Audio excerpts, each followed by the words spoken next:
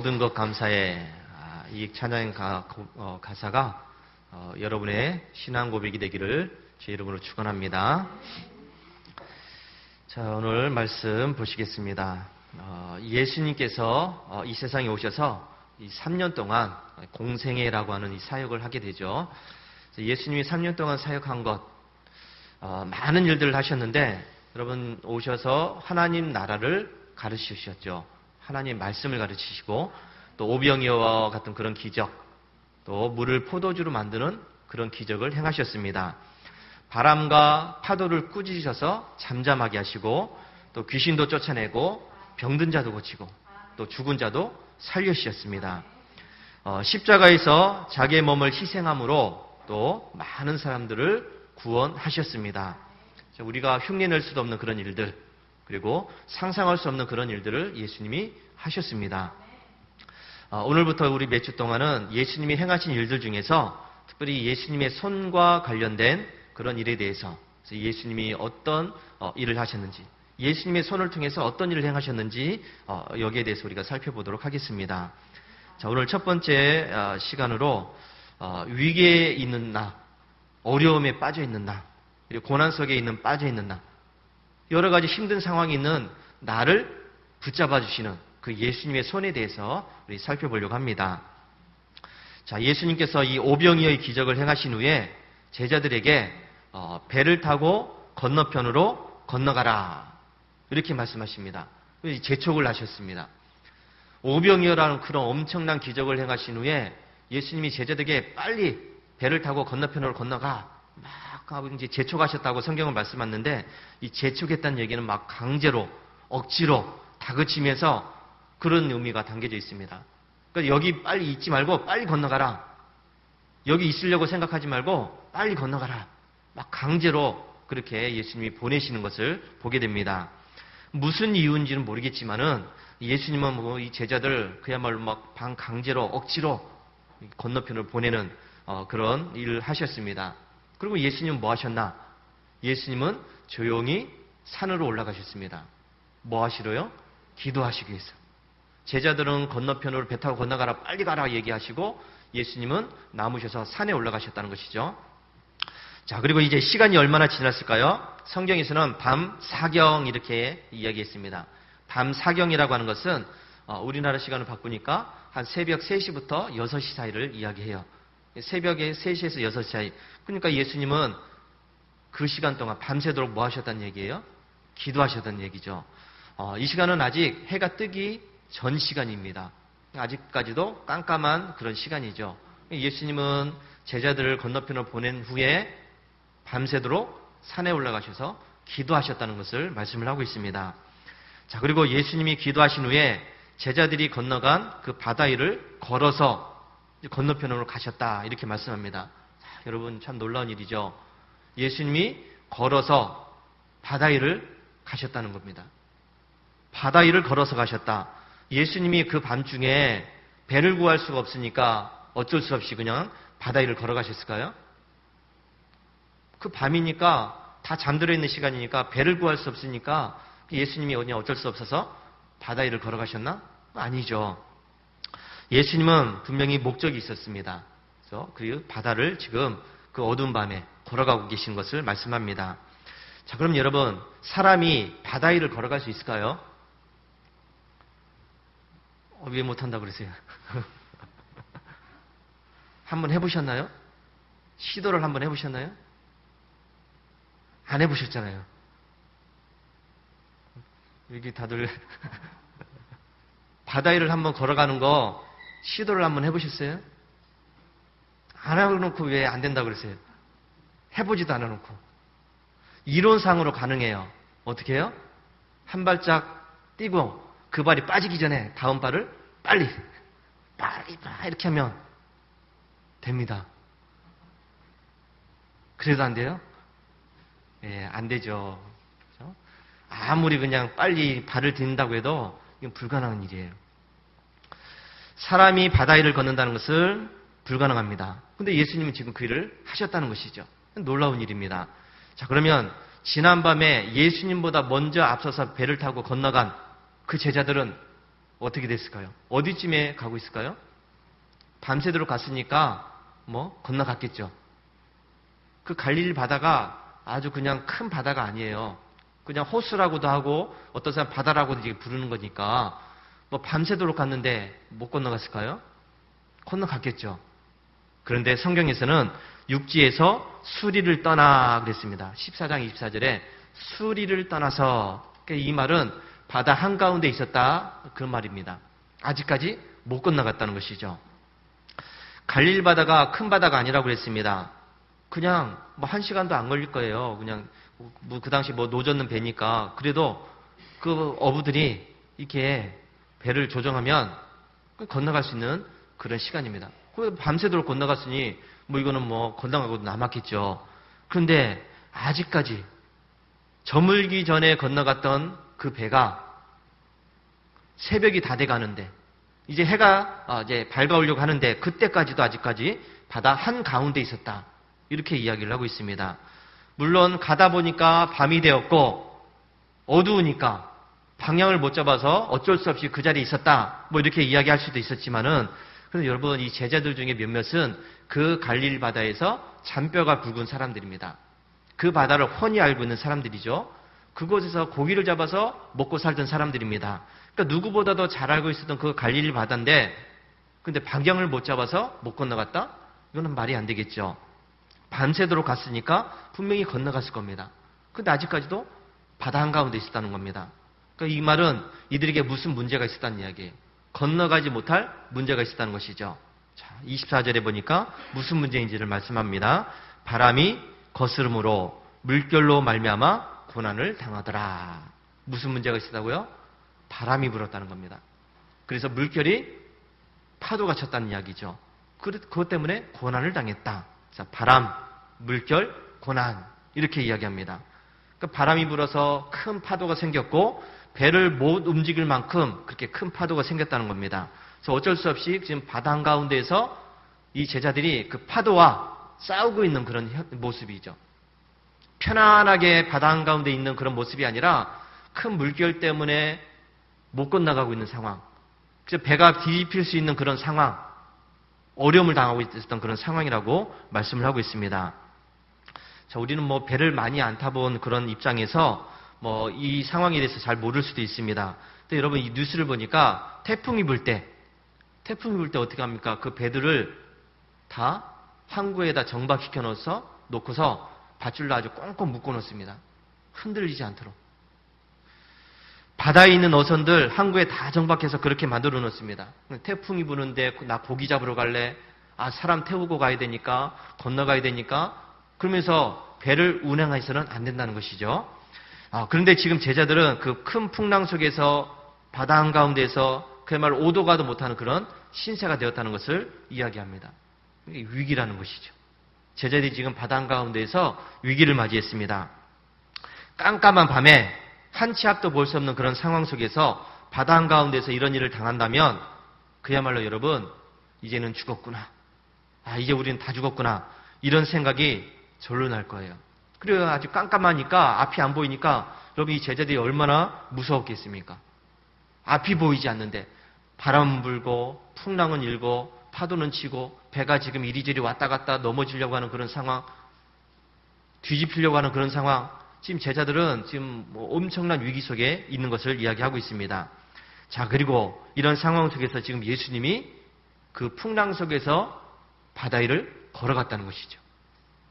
25절 말씀 보니까 밤 사경에 예수께서 바다 위로 걸어서 제자들에게 오시니 그랬습니다. 여러분, 예수님이 지금 잔잔한 바다를 걸어가신 것이 아니라 그 바람 부는, 그 풍랑 치는 그 바다를 지금 걸어가셨다는 것을 말씀을 하고 있습니다. 언젠가는 예수님이 그 큰 풍랑 속에서 그 배 위에서 그냥 편안하게 주무셨다 하는 그런 말씀도 있었는데, 지금은 그 큰 풍랑 속에서 걸어가고 있는, 바다 위를 걸어가는 그 예수님을 이제 소개를 하고 있습니다. 그리고 제자들이 이렇게 이야기하죠. 26절 보니까 제자들이 그가 바다 위로 걸어오심을 보고 예수님이 걸어오시는 그 모습을 보면서 놀라 유령이라 하며 무서워하여 소리 질렀다. 이렇게 이야기합니다. 지금 여러분 깜깜하니까 걸어오고 있는 게 지금 뭔지 몰라요.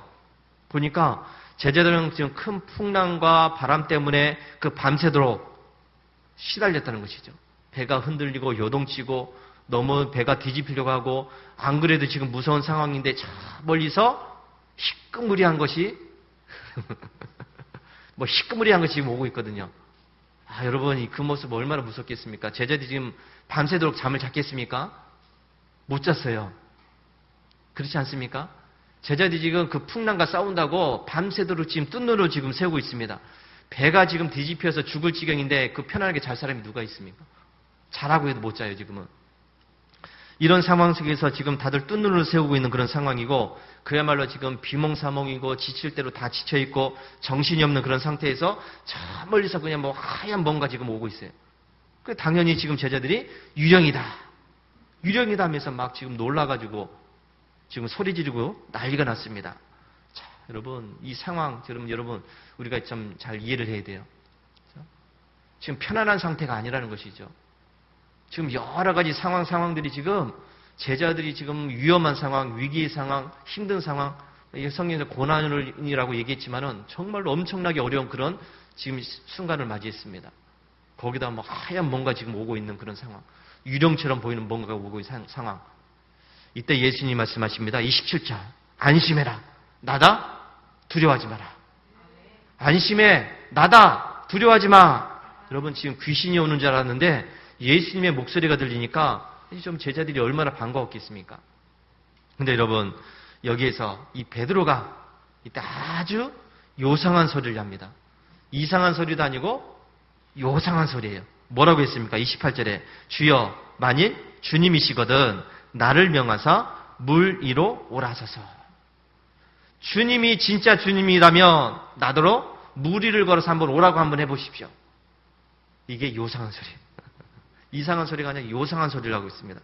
저는 베드로의 이 말을 아무리 이해해 보려고 해도 이해가 안 돼요. 지금 이 상황 속에서 이런 말이 지금 나옵니까? 진짜 주님이면 나를 좀 물 위를 좀 걷게 해주세요.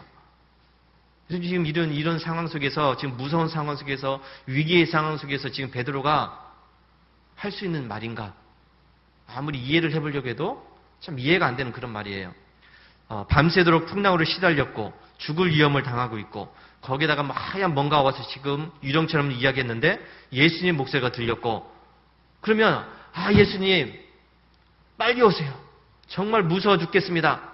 우리를 좀 도와주세요. 이렇게 이야기하는 것이 정상적이지 않을까?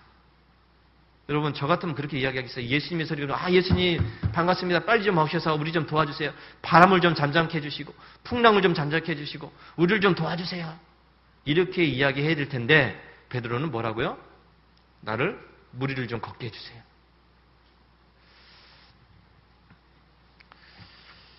베드로 나를 좀 물 위를 좀 걷게 해달라는 이 말, 여러분 예수님이 지금 풍랑을 헤치면서 물을 걸어오니까 그게 멋있어 보였나 봐요. 그게 아마 멋져 보였나 봐요. 예수님이 큰 풍랑을 헤치는 이 모습이 베드로가 보기에는 멋있었나 봐요. 그 위기 속에서도. 그래도 자기도 좀 한번 해볼까? 나도 좀 할 수 있지 않을까?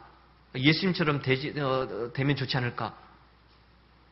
참 아무리 베드로는 알다가도 모를 사람인 것 같아요. 어쨌든 예수님은 이 베드로의 말을 듣고 말씀하십니다. 뭐라고요? 와라. 와라. 영어로는 come 했습니다. come, 와라. 여러분 예수님은 야 베드로야 지금 이게 무슨 소리야? 지금 네가 지금 이 말을 할 소리냐? 이 상황 속에서 물 위를 걷는 것, 야 멋있어 보였냐? 내가 하니까 너도 좀 할 수 있을 것 같으냐? 이렇게 말씀하신 것이 아니라 나를 물 위를 좀 걷게 해달라고 그랬더니 예수님이 와라. 너도 한번 걸어봐라. 이렇게 말씀하셨다는 것이죠. 예수님은 베드로에게 와라 말씀하시면서 물 위를 걷기 전에는 먼저 이렇게 해야 돼. 조심해야 돼. 한 발 내디딜 때 조심해야 돼. 신경을 잘 집중해가지고 그렇게 해. 이게 아니었어요. 주의사항 뭐 조심해라 뭐 이런 얘기할 것도 없이 그냥 와라. 그냥 이렇게 말씀하십니다. 자, 여러분 우리 신앙생활이라고 하는 것은 어떻게 보면 예수님의 이 와라 하는 말씀을 듣고 하는 겁니다. 그래서 그냥 하는 거예요. 그냥 하는 거. 여러분, 신앙생활은 그냥 하는 겁니다. 이것저것 따지고서 이것저것 한번 생각해보고 이게 아니라 예수님이 와라 말씀하셨을 때 그냥 가는 거예요. 기도합시다 그러면 하는 겁니다. 기도합시다 그러는데 바빠서요, 시간이 없었어요, 뭐 아파서요, 뭐 무슨 일이 있어서요, 이러면 안 된다는 것이죠. 전도합시다 그랬는데 나는 뭐 안 돼요, 나는 뭐 말도 못해요, 나는 뭐 이러면 안 된다는 것이죠. 이거 합시다 저거 합시다 그랬는데 그러면 그냥 하는 겁니다. 할렐루야. 이게 신앙이에요. 이게 믿음이고요. 근데 이거 합시다 저거 합시다 했는데 어떤 분은 그래, 안 돼요, 어려워요, 힘들어요, 바빠요, 아파요, 뭐 날씨가 더운데요, 추운데요, 뭐 이렇게 하면 여러분 이거는 안 되는 거예요. 못 하는 겁니다. 그러면 여러분 제가 이거 합시다 그러면 어떻게 된다고요? 아멘. 저거 합시다 그러면 아멘이에요, 무조건. 그래서 하는 겁니다. 바빠도 하고요, 힘들어도 하고, 아파도 하고요, 문제가 있어도 하고요. 그렇게 하면 하나님의 역사가 있다는 것을 믿으시기 바랍니다. 우리는 그런데 자꾸 못할 이유들만 갖다 대요. 이거 합시다 그랬는데 다음에 하죠. 이거 합시다 그랬는데 좀 준비가 되면 해야 되죠. 난 아직 준비가 안 됐는데요. 할 수 있을 때 하죠. 더워서 못해요, 뭐 추워서 못해요, 뭐 힘들어서 못해요. 이렇게 하면 안 된다는 겁니다. 여러분, 하나님의 일은 내가 준비되고 내 손에 뭔가가 주어지고 내가 할 수 있을 때 하는 것이 아니라 하나님께서 하라 그러면 하는 겁니다. 내가 준비가 덜 됐는데요, 내 손에 뭐가 없는데요, 내가 할 수 있는 그런 상황이 아닌데요, 이건 다 핑계예요. 안 한다는 얘기입니다. 반대한다는 얘기예요. 다음에 하십시다. 다음에요? 어느 세월에 합니까? 지금 못하는데. 지금 하지 못하면 다음에도 못하는 거예요. 이것을 우리가 잊지 않아야 됩니다. 그래서 여러분, 하나님의 일은요, 하나님께서 하라고 하실 때 해야 그게 하나님의 방법대로 되는 겁니다. 근데 다음에 하죠, 뭔가 준비되면 하죠, 이러면 내 방법대로 하겠다는 얘기예요. 내가 원하는 대로 하겠다는 이야기죠. 그러면 그 일은 하나님의 일이 아니에요. 내 일이 되는 것이지. 베드로는 예수님의 이 오라 이 말씀을 듣고 어떻게 했습니까? 여러분, 망설였습니까? 주저했습니까? 아니에요. 여러분, 가끔 TV를 보면은 우리 높은 곳에서 이 밧줄 묶고 뛰어대는 거 있잖아요. 그거 보셨죠? 어떤 사람들은 뭐 밧줄 묶고 뛰어 그러니까 막 무조건 뛰어내립니다. 그런 사람이 있는데 대부분에 보니까 어떻게 해요? 주저주저해요. 막 한 번 했다가 말았다, 막 망설였다, 어떻게 했다, 막 뭐 그렇게 하는 거 봤죠? 망설이는 거. 여러분, 근데 이 베드로가 와라 그랬을 때 이 발을 지금 담글 건가 말 건가, 한 발을 내디딜 건가 말 건가 망설이지 않았어요. 그냥 예수님이 와라 그랬더니 그냥 무조건 발을 던졌습니다. 뛰어내렸습니다. 근데 여러분, 다음 절에 보니까 여러분, 베드로가 뛰어내렸더니 머리 어떻게 됐습니까? 무리를 걸었다라고 말씀합니다. 무리를 걸었어요. 와라 그랬더니 그래서 갔습니다. 발을 내디뎠습니다. 그랬더니 걸었다는 것이죠. 사람이 할 수 없는 그 일, 불가능한 그 일을 지금 베드로가 했다는 겁니다. 왜요? 와라 그랬더니 했다는 겁니다. 한번 해봐 그랬더니 했다는 거예요. 이거 해 그랬더니 했다는 겁니다. 이게 우리의 신앙생활이 되어야 될 줄로 믿습니다. 근데 여러분, 한 발짝 걷다 보니까 다음 절에 또 문제가 생겼죠. 30절 보니까 바람을 보고 무서워 빠져가는지라. 베드로가 한 발짝 한 발짝 뛰다가 뭘 봤다고요? 바람을 봤다는 겁니다. 바람을 보고 무서워 빠져갔다. 베드로는 예수님의 말씀대로 즉시 발을 내디뎌서 물 위를 걸었지만은 근데 이내 무서워 빠져갔다. 무서워 빠졌다고 이야기합니다. 베드로 처음에는 예수님 말씀대로 했습니다. 와라 그랬더니 그대로 했습니다. 그런데 몇 발짝 걷다 보니까 좋았어요. 그런데 예수님을 본 것이 아니라 바람을 봤다. 얼마 안 있다가 물속으로 빠졌다. 혼자서 지금 북치고 장구치고 다 하고 있습니다. 베드로가 잘 걷다가 물에 빠진 이유가 무엇이었다고요? 뭘 봤다고요? 바람을 봤다. 바람을 봤더니 무서운 마음이 들었다. 그래서 물속에 빠졌다. 예수님께서 오라고 하셨을 때 예수님만 보고 발을 디뎠던 그 베드로는 무리를 걸었습니다. 근데 그의 시선이 예수님이 아니라 바람을 봤다는 것이죠. 그랬더니 풍랑이는 바람을 봤더니 그랬더니 무서운 생각이 들었고 무서운 생각이 드니까 점점 발이 물속으로 빠져들어갔다. 이렇게 말씀합니다. 그래서 여러분 우리가 무엇을 보느냐는 참 중요한 문제예요. 내가 이 세상을 살아가면서 무엇을 보고 살아가느냐 중요합니다. 왜냐하면 내가 본 것이 내 생각 속에서 판단되어서 행동으로 나오기 때문입니다. 그래서 어떤 사람은 뭘 보고서 그것을 하나님의 말씀으로 판단합니다. 하나님 말씀으로. 어떤 걸 봤는데 하나님 말씀으로 판단하니까 하나님 말씀대로 행동하게 돼 있어요. 또 어떤 사람은 하나님 어떤 것을 보고 나서 자기 생각으로 판단합니다. 그랬더니 그 생각이 자기 생각으로 자기 행동으로 나오는 것이죠. 이게 아담과 하와를 통해서 보니까 알 수 있어요. 아담과 하와가 늘 보던 것이 동산 중앙에 있는 선악과였습니다. 이들이 그 선악과를 한두 번 봤겠습니까? 매일 봅니다. 하루에도 몇 번씩 봐요. 그런데 하나님의 말씀을 가지고 봤을 때는 이거는 하나님께서 우리에게 먹지 말라고 하셨지. 먹으면 죽는다고 하셨지. 이런 생각을 가지고 그렇게 행동했습니다. 근데 여러분 사탄의 말을 듣고 그것을 봤더니 어떻게 됐습니까? 지혜롭게 할 만큼 탐스럽게 했다. 먹음직도 했다. 보암직도 했다. 봤는데 똑같은 것을 봤는데 하나님의 말씀을 가지고 판단했을 때는 괜찮았어요. 그런데 사탄의 말을 듣고 자기 생각으로 판단했더니 결국은 그 열매를 먹고 말았다는 것이죠. 그래서 여러분 예수님을 믿는 우리들이 무엇을 보느냐는 중요하고요. 그리고 그 내 생각 속에 무엇으로 채워져 있느냐 이것도 중요해요. 내 생각이 하나님의 말씀으로 채워져 있느냐 아니면 내 생각으로 아니면 사탄의 생각으로 채워져 있느냐 여기에 따라서 내 믿음이 커질 수도 있고 아니면 작아질 수 있다는 것이죠. 따라서 여러분 우리는 예수님만 바라봐야 될 줄로 믿습니다. 하나님의 말씀으로 내 생각을 채워야 될 줄로 믿습니다. 그래서 나의 행동이 믿음의 행동으로 되어야 될 줄로 믿습니다. 베드로는 물 위를 걷는 자기의 모습을 보면서 예수님이 아니라 바람을 봤습니다. 자기를 삼킬듯이 덮쳐오는 그 풍랑을 보게 됩니다. 그랬더니 무서운 생각이 들었고 이내 물속으로 빠지고 말았습니다. 그런데 이런 상황 속에서 너무나도 감사한 것은 그의 곁에는 누가 계셨다고요? 예수님이 계셨습니다. 예수님이 옆에 계셨습니다. 예수님은 물속으로 빠져들어가는 그 베드로를 보시고서 어떻게 하셨습니까? 야 이놈아 혼냈습니까?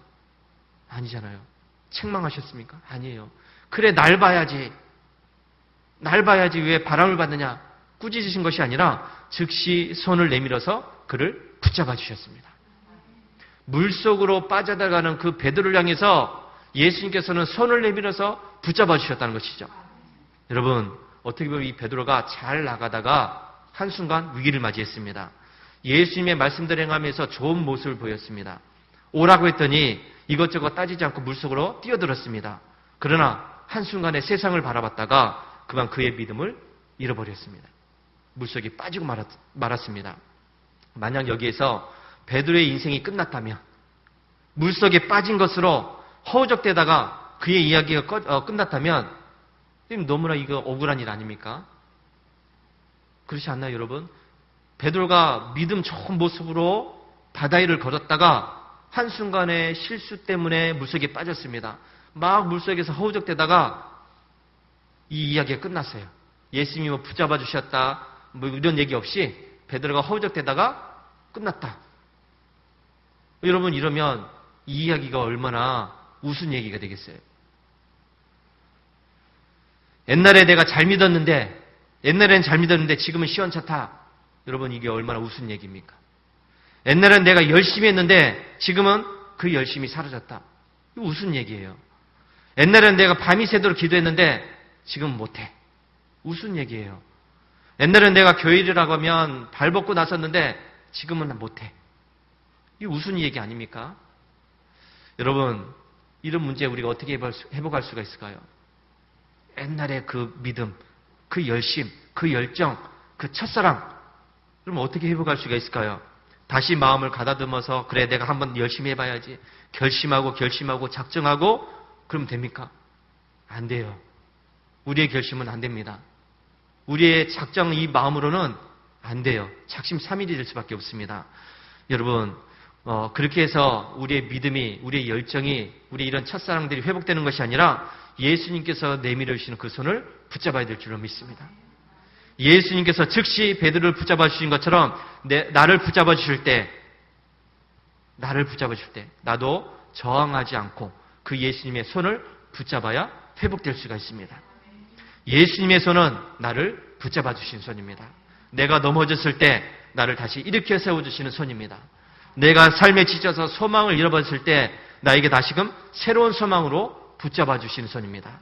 내가 병들어서 고통당하고 힘들어할 때 그 치유의 손길로 나를 붙잡아 주시는 손입니다. 내가 세상에서 실패하고 절망할 때 나를 다시금 성공의 자를 이끌어주시는 그 손이 바로 예수님의 손입니다. 우리가 이 손을 붙잡아야 될 줄로 믿습니다. 예수님은 즉시 나를 붙잡아 주시는데 물에 빠져서 허우적대는 그 베드로를 예수님이 즉시 붙잡아 주시는 것처럼 예수님도 내가 삶의 여러 가지 모습으로 위기를 당하고 괴로움을 당하고 힘들어할 때 예수님 나를 붙잡아 주시는데 예수님이 그냥 멍하니 쳐다보고 있는 것이 아니라 내가 넘어졌을 때 예수님은 즉시 붙잡아 주십니다. 내가 힘들어할 때 붙잡아 주십니다. 내가 질병 때문에 괴로워할 때 예수님 나를 붙잡아 주십니다. 그런데 여러분 내가 그 예수님의 손을 붙잡지 않으면 그 손은 아무런 의미가 없어요. 예수님은 붙잡아 주시는데 내가 그 예수님을 붙잡지 않는다면 우리는 여전히 물속에서 허우적대고 있어야 됩니다. 나를 붙잡아 주시는 그 손을 나도 꼭 잡으시기 바랍니다. 예수님의 손을 붙잡으시기 바랍니다. 그래야 여러분의 삶 가운데 새로운 역사가 펼쳐집니다. 예수님의 그 붙잡아 주시는 그 손, 예수님께서 나를 붙잡아 주시는 그 손을 꼭 붙잡아서 우리의 삶 가운데 정말 능력의 삶이 되시기를 주의 이름으로 축원합니다. 할렐루야.